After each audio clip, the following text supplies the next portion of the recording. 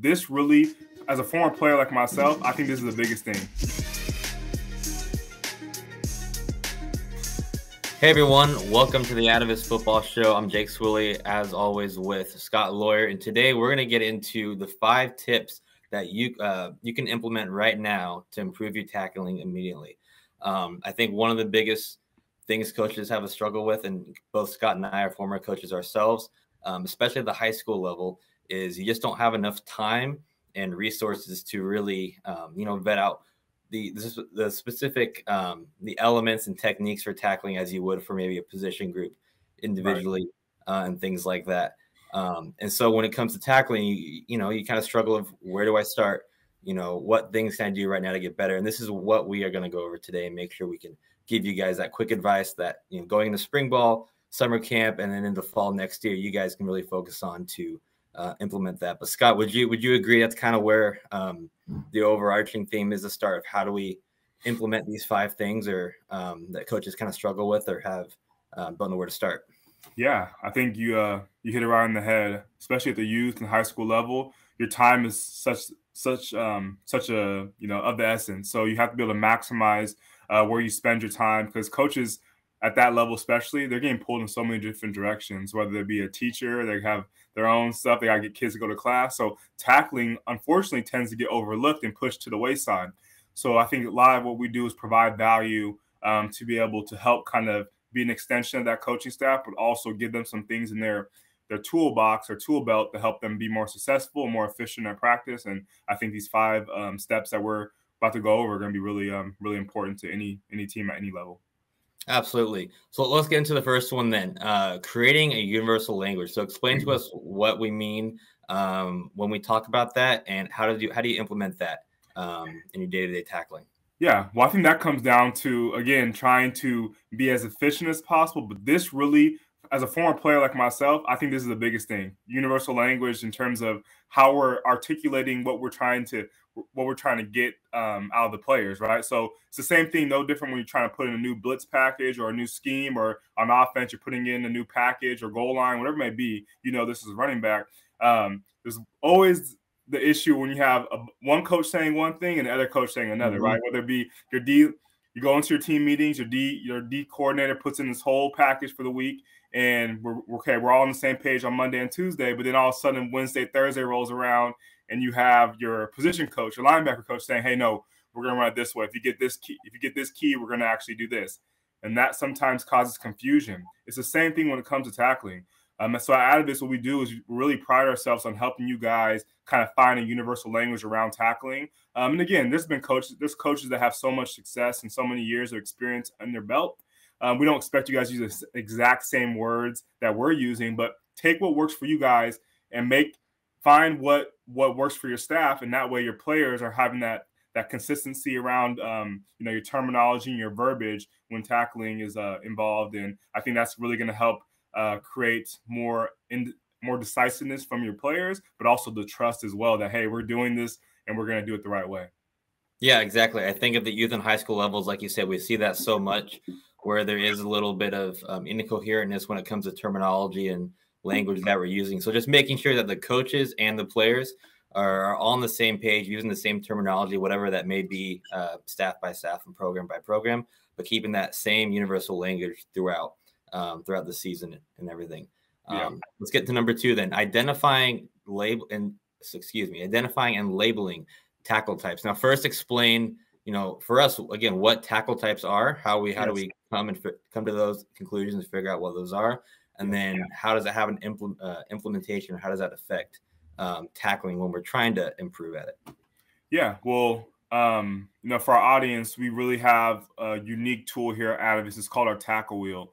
And this tackle wheel really helps identify the situations that the athletes or the tacklers are in. So, for example, we have a positive and a negative situation. So positive tackles are typically more of your in the box, short yardage situation, that typical profile angle tackle, where we're looking to dominate the runner by maximizing both power and control.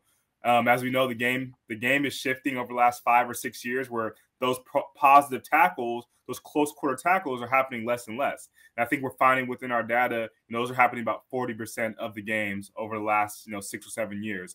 Now, the other 60% is now going to be in that negative situation. So when we hear the word negative, sometimes we tend to think, okay, something bad inherently. But for us, it's not saying anything bad per se. We're just saying that the defender had no more ability to generate power, and he's solely focusing on control in these situations. So this is going to be more of your lateral or quote unquote roll tackle, which you try to avoid, but roll or lateral tackle, and then also your chase tackle or your heel clips, where a defender is trailing the runner or retracing. Imagine like a screenplay. You got your D lineman retracing. That's going to be more of a negative situation as well. So this is really important, and where we kind of help coaches as well with our film analysis is we're able to break down each situation on any given play.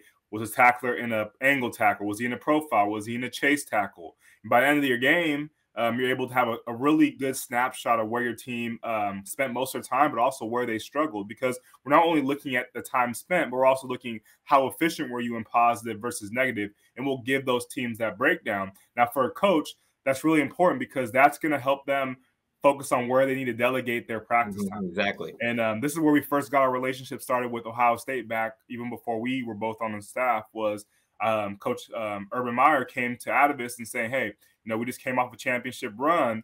We want to take all of our 250 plus drills examples in our library and see, okay, is what's happening in games showing what we're doing in practice, is it translating to the game? And Atavus at the time was able to find that, hey, coach, you're spending, a lot of time in positive situations in practice when majority of, your game is in the negative. So we want to focus on negative tackles, lateral, how we maximize the punch, all that stuff. And that was a big benefit for Ohio State, and really opened their eyes to the value of, being able to track this type of data. So I think that's really important when it comes to being able to identify the situation. And then as a coach, that's going to help you create universal language, but also be more efficient in your practice time and where you want to spend your drill work. Yep. Yeah, exactly. And I think people, especially as I got into coaching in the beginning, I overlooked the importance of identifying those situations and those different types of tackles, as you kind of explained, because one, the first importance of that is when you can identify different tackle types. When we're talking about positive situations, we have the ability to really maximize power control and knock the runner backwards. And that's what the focus is on. And then when we get into the negative space, again, the focus as a tackler, and, can teach this to your players, is just to maximize control and get the runner down. But like you said, that next prong is when you know exactly or have an idea of what kind of situations you're in the most and what tackles you guys are, in the most in games and stuff like that, in practice, which drills to focus on to improve in those specific areas, so you're not wasting time and being more efficient. So said it great. Scott, those are some great tips. Sure. Number 3 for us, drill development. Now, I think, a lot of times right now, and especially this is me, as a coach and as a player, you go through this, and a lot of times you run drills and just to run drills. And you kind of wonder what's the purpose of it, or why is it structured this way? And I think our approach to drills is more than just running drills. We have multiple levels of that. So first, I'll talk about the types of drills we have, right? And that we have in 3 distinct categories, and then discuss based on those categories, how do we develop drills or use those drills to develop efficient and effective tacklers. Yeah. I mean, first off, this list is going right in perfect order. I don't know, whoever wrote this list did a great job, but it's feeding off. The story is getting, thicker and thicker. But I think really when it comes to drill development, it's really important because this is how we're going to, have our players be battle tested throughout the week. So Monday through Thursday, whatever, it's going to vary amongst level. But typically, let's say you run tackling twice a week, let's just say. It's really important when you run on those 2 days to be very, very efficient, but also deliberate in where you're spending your time. So aside from the whole positive and negative, our drill development it goes much deeper to that. It's really a systematic approach to teaching tackling, and where Atavus really does provide a lot of value aside from the data. I think our foundation is our drills and how we put these parameters around them and break them up. So we have 3 specific type of drills that we use here at Atavus. We have one being technical drills. These are more of the day one routine drills. You want to do these efficiently. We want to be doing it safe and effective, focusing on power and body movement. And these are going to be the drills that we look for about 90 to 100% success when doing these drills, because they're there's a predictability to it. Now, second is going to be decision-making drills. And this is really key. I had a conversation with the coach before that. I think these are actually the most important is the decision-making drills because now your players are forced to problem solve. So now you're going to add one or two options, allowing the player to think on the fly a little bit more. As a coach, you're going to be a little bit more guided. So you're not going to be so engaged as you were with technical. You can kind of scale it back a little bit and only give them pieces to the puzzle, like how was your footwork or how was your punch here? Just kind of give them little pieces. And around there, our success rate does drop to around 70 to 80%. We're running decision-making drills. So not a big drop-off, but it's enough to be challenging the player in a new way. And I'll add another little anecdote to this is that, my time at Washington playing linebacker before I was even knew what Atavus was, we were doing a lot of drills and tackling. But as my junior year came on with Coach Peterson, Atavus came in and did the same thing they did for Ohio State and looked at all of our drills. And they were able to find and did an analysis on our practice film that about 70% of our time was in technical drills, and then 30% was in game-based drills, which I'm about to get to now is game-based, which is the last part. Game-based are the drills that everyone loves to run, right? So traditionally it was your gauntlet drill. Maybe it's a one-on-one flare pass or just more chaotic, competitive games that are really good for us as players, but we don't need to do those all the time, right? Because there's still there's a time and place for everything. That's where Atavus and your coaching will help you kind of figure that out. But I thought that was really interesting when I heard that as I became a part of the Atavus staff, that because it all clicked back to me as a player. I was like, yeah, you're right, because there'd be a time where we're just doing kind of this, take our helmets off and we're tackling low impact. That was a technical drill. And we would just kind of emphasize our dog roll tackle. And then all of a sudden in spring or fall, we have like a showcase where all the fans would come out. And all of a sudden we're going to do a 1v1 flare pass versus, Miles Gaston or Bishop Sankey, right? It's just for a linebacker, that was really tough because I didn't have the transferable skills that middle in the decision-making drills to problem solve, where I was just being thrusted into a very chaotic, competitive situation in the game-based drill. So I always like to use that story because I think it really speaks to what a lot of coaches and players primarily face. Also, with the game-based drill, I kind of got ahead of myself, but it is really important to just let the players, you don't want to say mess up, but it's going to look ugly at first. But it's a cliche, but you want to trust the process. Get a lot of reps from running game-based drills and then correct after as a coach. You want to kind of let the players self-evaluate. So you might ask them more open-ended questions, such as what went right, what went wrong for you. And that at that point, that's where the light bulb really clicks for the player, because now they're almost coaching themselves. So they're coaching each other versus you coaching them. I think that's really important because a lot of our coaches are educators in some fashion. A lot of them are teachers, right? And I think they can really kind of resonate with this concept of drill development. And I think this is really important in terms of, all tackling, but really saving our game, because this philosophy is going to help you be able to tackle all year round in a safe and effective manner. Yeah, absolutely. I think you made a great point that gets overlooked. Like you said, in your experience as well, that decision-making drill type that we have is almost the bridge between the technical everyday drills, EDDs, and the game-based. And I think that helps players and programs create a steady progression, preparing yourself for the game and improving tackling rather than going from 0 to 100 and trying to replicate, go from everyday drills to now game speed.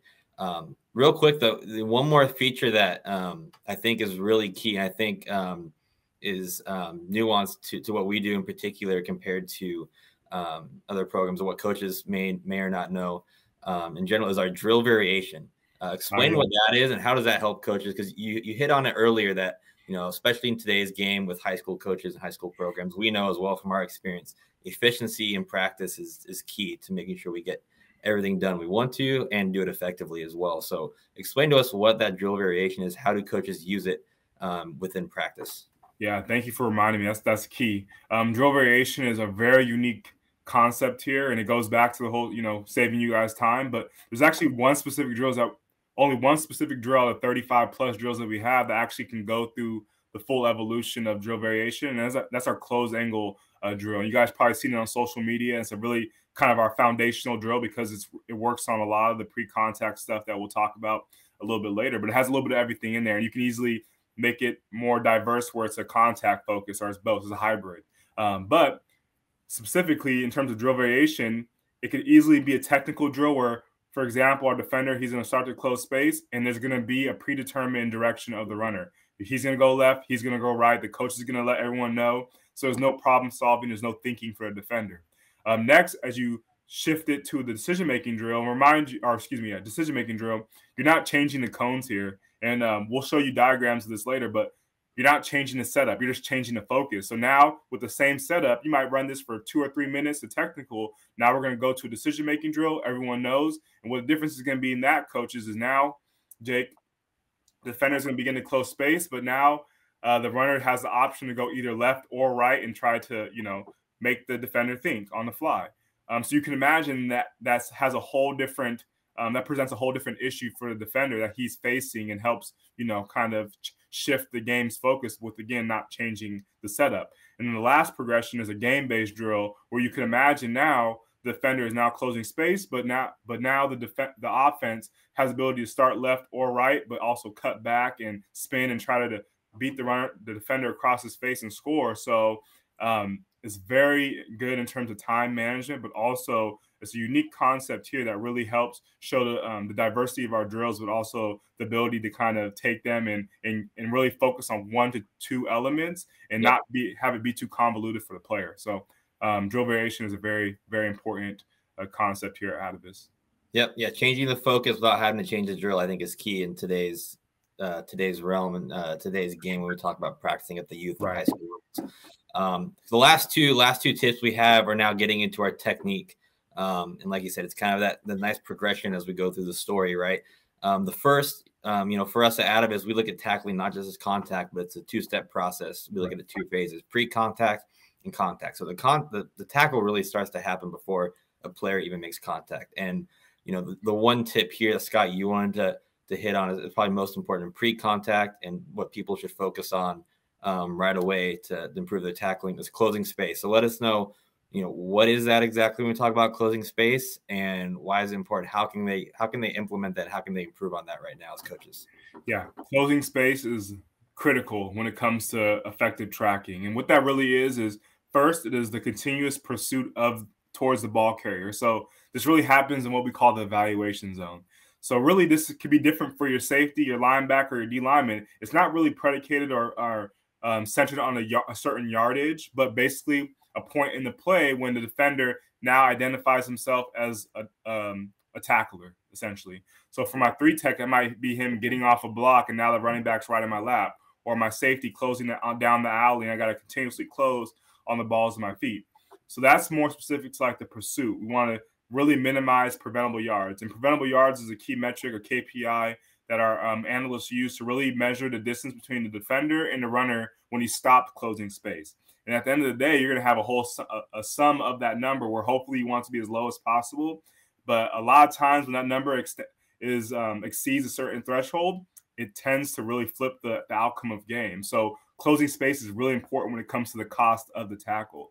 And also the second part of that is the reaction piece for our D linemen, but also our linebackers, like getting cut as a linebacker. That's one thing. I know the rules are changing a little bit around cut blocking, but that was just one thing that couldn't happen. But more specifically to our D linemen, it's simply just being able to manage a blocker in a safe and effective position where you're sturdy, square to the line of scrimmage, being able to make effective contact versus maybe you're still trying to lock that runner, that blocker, that base block out. Running back comes to the B gap, and now you're grabbing on cloth and getting dragged for 6 or 7 yards versus staying square, stacking him up, and being able to limit him to 1 yard or knock back tackle for a big guy, which is key. So yeah, closing space is critical. I like to also call this the Steph Curry effect, and I like to bring basketball to. I'm a Bay Area guy, but really what I say is, coaches, you want to emphasize closing space because same thing as when it comes to Steph Curry. He might come out the gate and miss his first 3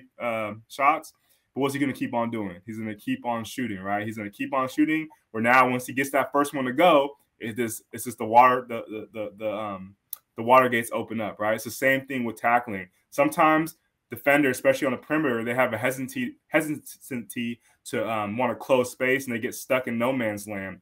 But if you just focus on just taking your shot and being disruptive and making that guy at least change his direction, that's going to help to structure your defense. And we can live with that versus you being on your heels and waiting, giving that guy a two-way go.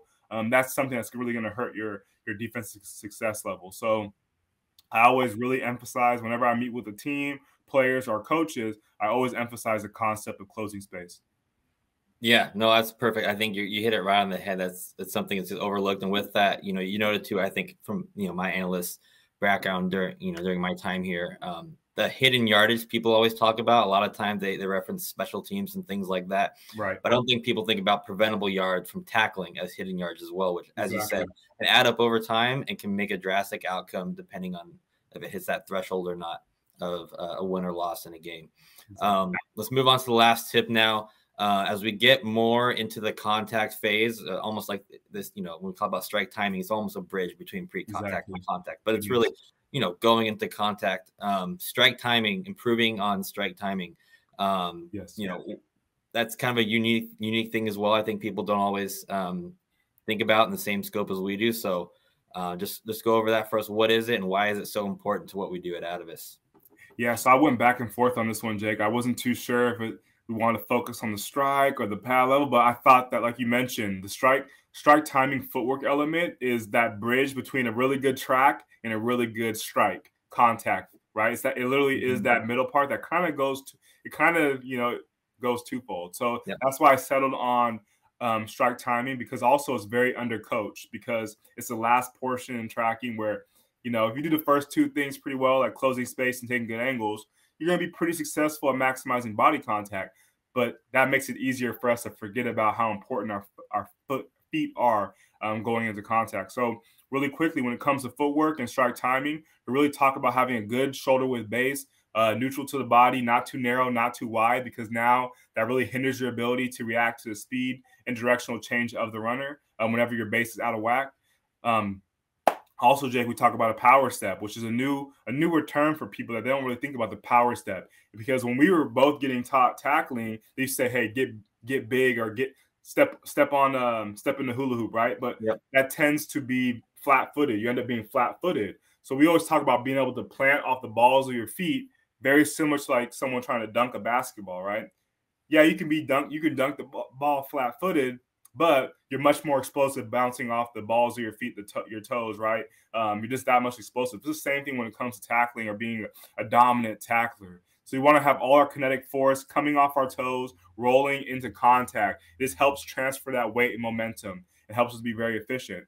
And then another part that we started studying about 4 years ago was the strike timing element. And really what that comes down to is that knee to hip ratio. Similar to rolling off the toes, but it's a little bit different, where now we want optimal position for strike timing is our hips centered over our knees. But a lot of us always see as coaches is the more common, I would say, is the sitting back in the chair, which will be late strike timing, where you're kind of just being the nail, not the hammer, right? Where that tends to lead to more yards after contact. On the other side, that we have early strike timing, which happens more with our defensive backs because we're taught to do the whole knife tackle, where now we're launching into contact, and that leads to less control, but also makes you prone to injuries. Because a lot of times, Jake, we see guys that do the Superman airplane tackle, that rotational force, they might catch a knee to the helmet, or now your body is being propelled into the body of the runner, which leads to primary head contact. So, I would say strike timing and footwork are really critical to being able to be dominant tacklers and limit yards after contact and really maximize that power and control. So it's really the key to unlocking dominant tacklers. Yeah, no, I think in the last part you mentioned, for coaches who just want to visually know, now strike timing is a relatively new term that they're, being introduced to or trying to learn about, right? If you're looking for that visual cue of whether or not your athlete has proper strike timing or whether it's early or late, like you said, you can look at those cues, knees over the hips or in front of the hips, and they're launching. That's early. If they're kind of sitting back, waiting on it, and maybe get run over, that's late. And when you see an effective tackle, that's probably going to be, effective strike timing. So I think as a quick way to implement that strike timing, kind of just analyze it on the run. Those visual cues are great to keep in mind. That list right there, that five 5 tips that we just went over, Scott, I think that's a great way and an easy way also for coaches to be able to implement that right now. And just by implementing those things, I think we've seen that from our interactions with programs that you can drastically increase your tackling just by making that a focus and starting with these 5 elements as first and these 5 tips. So, but there obviously is more that we can do and, more to have, and there's more you can dive into tackling. And if you're interested in that, visit our site and our digital tackling academy, where we include all these resources and more, 40 plus drills with drill sheets and more drill videos, along with our certification, our technique explanation, and all that. So if you're looking for more, the link will be down below.